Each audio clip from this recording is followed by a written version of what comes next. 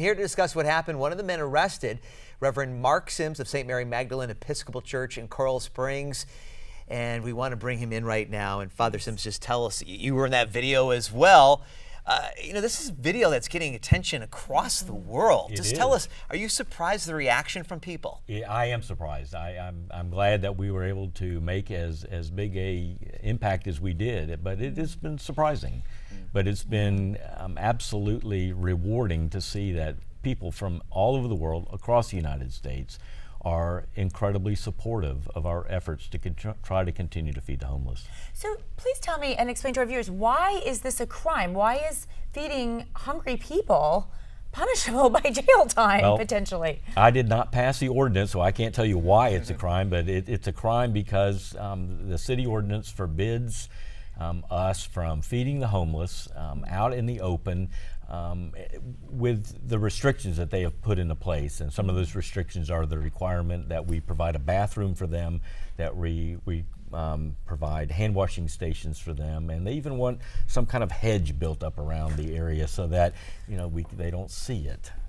Can you tell us about the lawsuit, where we are with that right now? The lawsuit was filed on my behalf yesterday. We are suing the city to try to overturn the case, overturn the ordinance, and also to defend me in court from the fine of $500 and 60 days in jail for feeding someone who is hungry.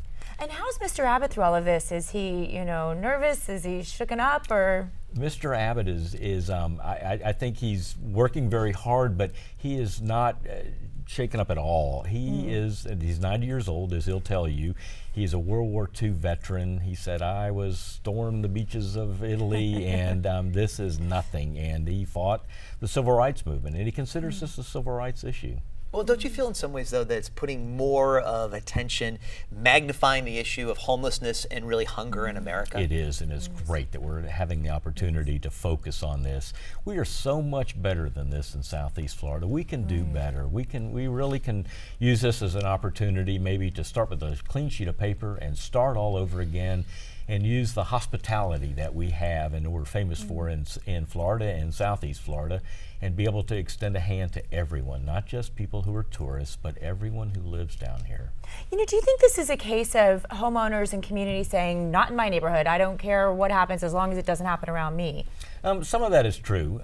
We have places where people can be fed all over Southeast Florida, especially in the Diocese of Southeast Florida. And some of them are in neighborhoods, in neighborhood churches. Some of them are in downtown cities.